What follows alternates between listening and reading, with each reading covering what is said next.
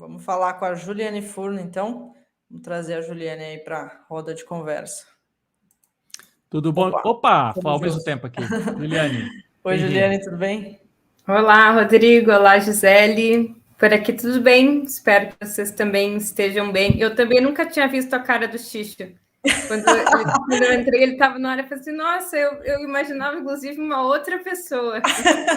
Não é? Realmente é muito de se ouvir falar, né? O Xixo é uma pessoa influente no Paraná, muito que circula em diversos grupos, todo mundo da esquerda assim deve ter ouvido falar dele ou lido alguma coisa, mas realmente ele aparece pouco. Vamos trazê-lo mais. Ju, muitos assuntos do Congresso, né, nos últimos dias. Até deu uma sumida de Petrobras e agora muitas discussões sobre a PEC, que já ganhou diversos nomes, né, kamikaze, desespero, enfim, e entre outros temas, claro, que não trazem tanto a questão econômica, mas eu queria te ouvir sobre a PEC, né, sem contar, obviamente, sobre os trâmites políticos, mas que efeitos ela traz para a economia? Que olhar você tem para essa PEC? Teve um debate bem parecido, eu achei, com a época do Auxílio Brasil do Bolsonaro, né? Que foi aquela coisa, a oposição acabou apoiando, porque é aquela situação econômica no país trágica, né? Em que você não consegue negar a distribuição de dinheiro para a população, mas que acaba eleitoralmente, talvez, favorecendo o atual governo, né? Então, como é que você vê essa questão e também essas cobranças de não pode furar o teto de gastos, como é que vai fazer essa distribuição de benefícios? Eu acho que é um pouco diferente do auxílio emergencial, que bom que você fez esse paralelo, porque eu, inclusive, não tinha pensado sobre ele. De fato, do ponto de vista político, são duas medidas que têm motivação eleitoral e que podem, obviamente, engordar ali os percentuais eleitorais do Bolsonaro. Esse é o objetivo, né, em última instância. Mas o Auxílio Brasil, quando os parlamentares da oposição fizeram ali uma oposição a essa medida, embora no frigir dos ovos tenham votado favorável, é porque o Auxílio Brasil ele vinha substituir uma outra política pública importante.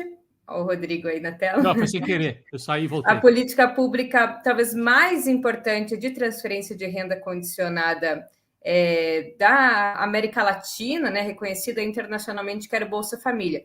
Então, o problema do Auxílio Brasil para a oposição progressista, particularmente para os deputados do PT, não era furar ou não furar o teto de gastos, não era em que medida teria efeitos colaterais eleitoreiros ou não, acho que esse é outro debate, mas o Auxílio Brasil, diferentemente do auxílio emergencial, ele teria também um caráter emergencial, mas substituiria um programa de transferência de renda condicionada que fazia parte de um arcabouço mais geral da Seguridade Social. Então, o Bolsa Família não era só uma transferência de renda, ele fazia parte de um desenho que tinha, por exemplo, vacinação, acompanhamento da frequência escolar, o cadastro em nome geral das mulheres, né, uma série de elementos no desenho da política pública que estavam integrados numa concepção mais geral de que o Bolsa Família era parte, em conjunto com outros investimentos de dimensão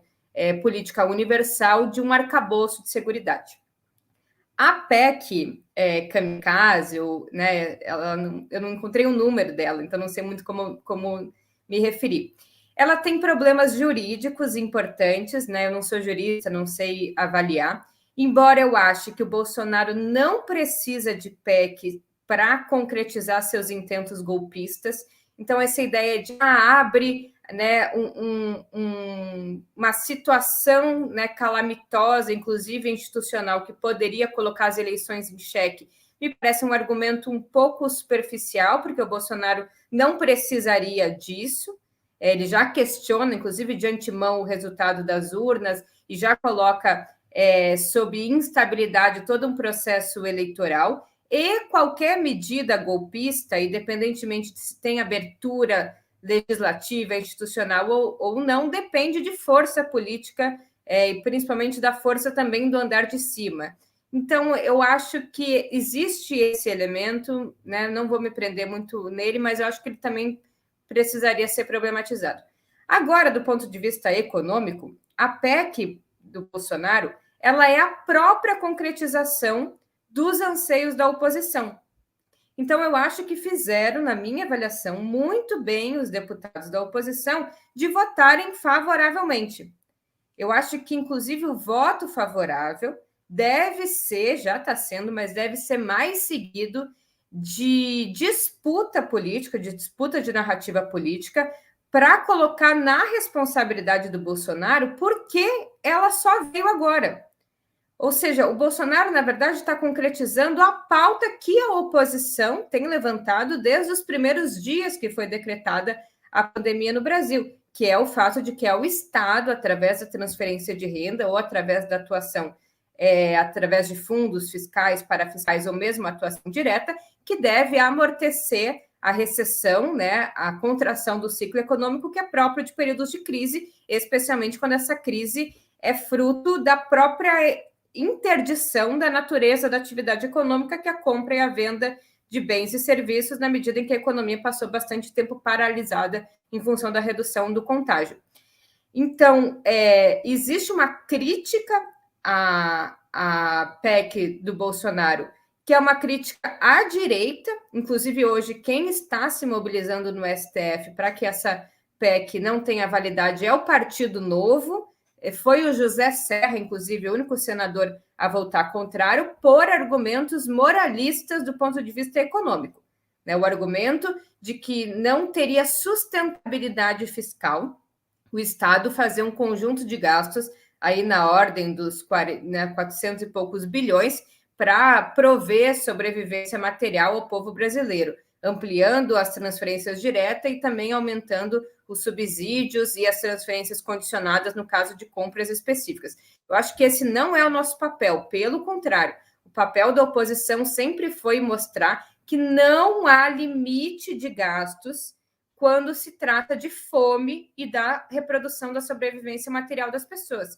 A pandemia é análoga a uma condição de guerra, inclusive. Em momentos de guerra, os estados não fazem economia para manter seus soldados alimentados ou as suas defesas defendidas pelos seus exércitos. Essa é uma situação análoga. E só o Estado, porque o Estado não é uma família, porque o Estado tem uma política fiscal muito diferente, o Estado se endivida na própria moeda, o Estado não tem conta da pandemia para pagar, porque a amortização e o rolamento e o pagamento da dívida devem ser condicionados à retomada da atividade econômica e não ao prazo estipulado por bancos. Então, essa é a nossa agenda, essa ideia de que furar o teto causa mais problemas à sociedade brasileira, na verdade, é o típico terrorismo fiscal, é quando você interdita qualquer possibilidade de modificação da situação dramática da sociedade brasileira, incutando nela a ideia de que se o teto for abaixo, vai piorar ainda mais a situação de fome, miséria e restrição de várias políticas sociais que ela já vive. Então, vi uma outra, né, uma outra candidata aí também vinculada muito ao espectro da ultra-esquerda, também fazendo uma crítica ao Bolsonaro nesse sentido. Acho que às vezes a gente resvala um pouco num argumento moralista, inclusive, né, do ponto de vista econômico, e querendo muito se preservar do que vai ser a disputa eleitoral, acaba não levando em consideração que a contradição, nesse caso, não está com a gente. A contradição não está com os parlamentares do PT que votaram favoravelmente à PEC. A contradição está com o Bolsonaro, que se ergueu sob um discurso fiscalista de que precisava cortar gasto, de que o Estado estava quebrado, e agora ele tira dinheiro, né? Não sabe nem justificar de onde para fazer um conjunto de políticas sociais. Essa sempre foi a pauta do PT. Inclusive, o estado de calamidade pública precisa ser decretado. Alguém deve pensar, né? Mas por que instituir um estado de calamidade pública para poder fazer esse conjunto de gastos extra-teto? Justamente porque o Bolsonaro e os partidos da centro-direita que edificaram esse arcabouço fiscal que não tem fuga, não tem pontos de fuga. Pelo teto de gastos, você só pode ampliar o volume de gasto, mesmo numa situação pandêmica, adotando o estado de calamidade pública. Então, o estado de calamidade pública é a única forma no Brasil em que o governo pode aumentar R$1 a mais no gasto com políticas sociais. esse estado de calamidade pública não deveria ter sido restringido. Quando o estado de calamidade pública foi adotado no início de 2020, para poder cessar as regras fiscais e ter auxílio emergencial, e ter linhas específicas de crédito, e ter políticas públicas de manutenção do emprego e da renda, ele não deveria ter voltado à normalidade em 2021. Inclusive porque foi a partir de 2021 que, não só do ponto de vista econômico, mas também sanitário, mais se vivenciou os efeitos dramáticos da pandemia. Mas o Bolsonaro voltou o teto de gastos, voltou todas as regras fiscais, voltou à normalidade, enquanto a economia e a sociedade padeciam ainda sobre o vírus, e agora, às portas da eleição, ele faz o que, mais uma vez, a gente já dizia que devia ter feito, nunca deveria ter sido suspenso, que é a manutenção da possibilidade do Estado, a única entidade que atua com uma política fiscal, independentemente da fonte de arrecadação tributária, fazer os gastos necessários para que a economia não só salve as vidas, mas saia do buraco, porque o gasto é fundamental também para dinamizar a atividade econômica. Ô, Juliane, parece ser esse ponto, né? Essa cobrança por uma política fiscal restritiva, né? Que foi estava na base daquela ponte para o futuro, na base do golpe contra a Dilma em 2016. Tudo isso ainda é o discurso dominante dos setores financeiros, dos setores dominantes empresariais, o que faz com que muita gente ainda no setor empresarial, apesar da tragédia vivida na economia no período Bolsonaro, tenha dificuldade em dizer, bom, com o Lula dá para conversar. Não, a gente tem visto nos últimos dias vários sinais de que setores empresariais continuam com um veto ao Lula. Um veto ao Lula. Eu não sei se é preconceito de classe, eu queria ouvir isso de você. Se é uma questão dos cânones aí da cartilha econômica, que eles acham que o Lula pode romper, mas o Bolsonaro já está rompendo, então eu não entendo qual que é o medo que tem em relação ao Lula. E aí o presidente Lula foi, hoje, se reunir com empresários na Fiesp, o pessoal da indústria, o que restou de indústria, infelizmente, né? E também da área de serviços, da área do comércio, tinha vários pesos pesados aí dos setores. O que mais? Banco, né? Também, banqueiro, né? É o Trabuco, né? Do Bradesco. O Trabuco do Bradesco, então tinha bastante gente. Então, como é que você avalia? Por que tem esse veto ainda em setores aí do empresariado, da burguesia nacional, ao ex-presidente Lula, que é favorito nas pesquisas? Eu diria que é basicamente duas coisas. O Bolsonaro ele pode romper temporariamente o teto de gastos, mas ele tem compromisso com uma agenda fiscalista e privatizante do Estado brasileiro. Essa agenda privatizante, que ela se dá ou por transferência direta de patrimônio, né? Você vende a Eletrobras, vende a Petrobras, vende os Correios, ou pela asfixia do financiamento dos serviços públicos, é fundamental num período, inclusive, de crise do capital, que vem de 2008 para cá, em que essa crise do capitalismo, em grande medida, é explicada por uma coisa que até o Marx falava, já identificando a natureza das crises cíclicas do capitalismo, que chama sobreacumulação de capital. Isso significa que no mundo tem muito capital sobrando. E esse capital está sobrando e está parado. Só que capital parado é capital que não está se valorizando. E a vocação, a natureza do capital é se valorizar. Então, o capital precisa encontrar espaços para ele poder ser aplicado, para poder se valorizar. Acontece que de 2008 para cá tem muito capital e tem muitos setores que ou já estão completamente oligopolizados ou muito intensivos em tecnologia, em que há uma tendência de redução da taxa de lucro.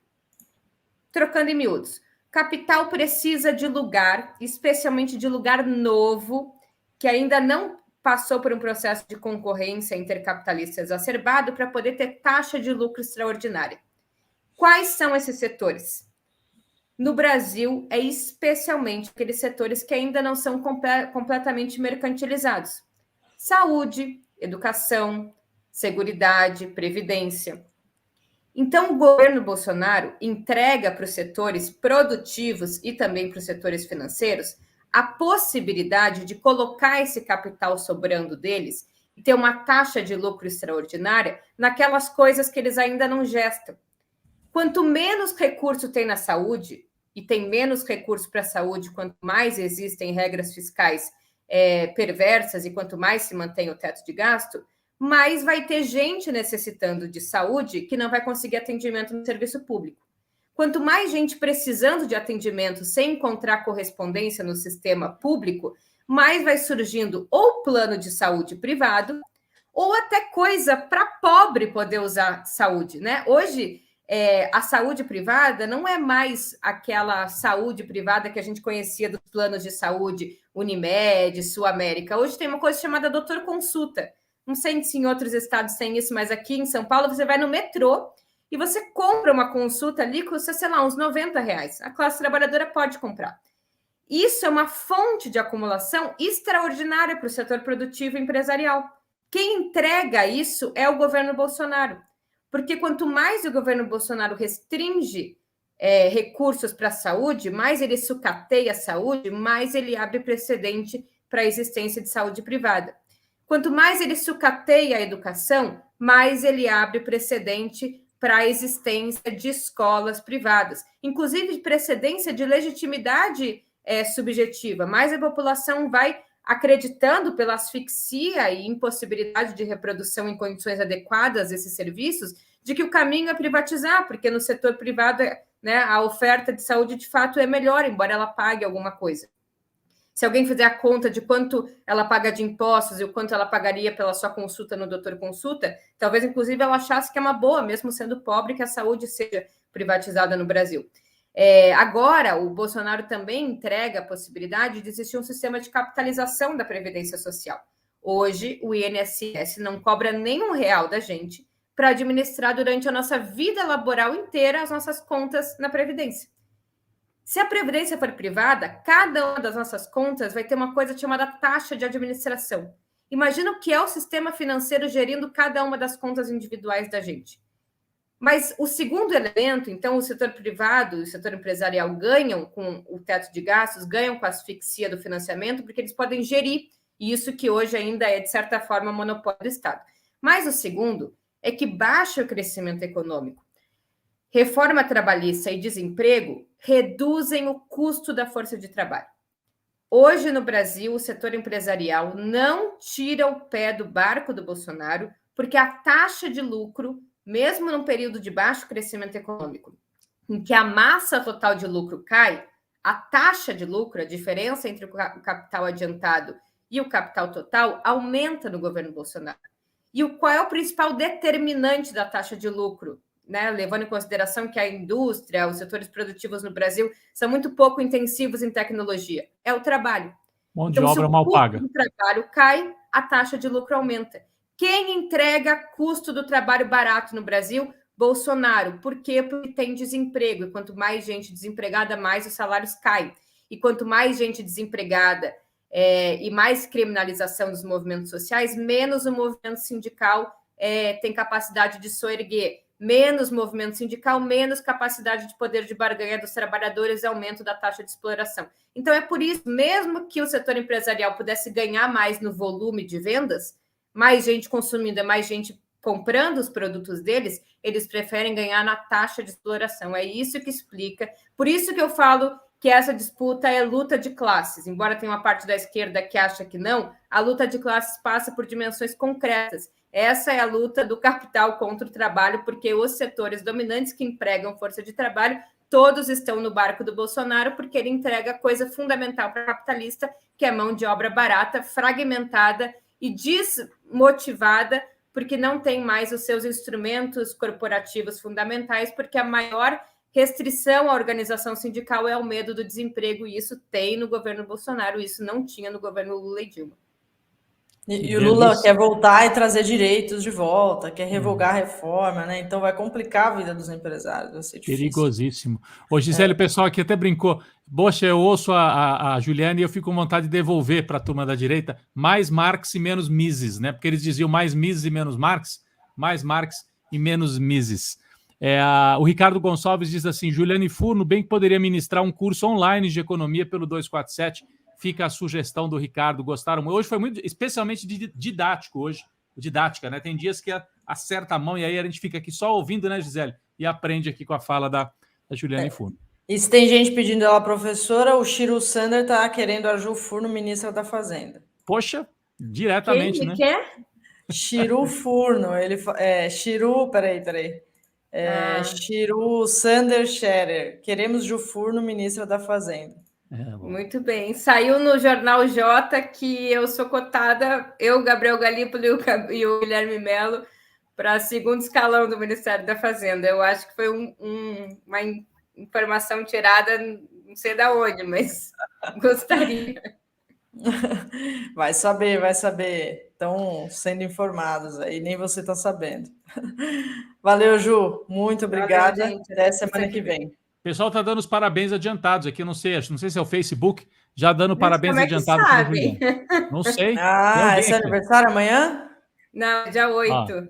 A Aurelina Corado. Juliana, parabéns pelo aniversário dia 8 de julho. Já fica pessoal aqui, antenadíssimo. Não sei como. Parabéns, gente. Ju. Valeu. Legal, até mais. parabéns.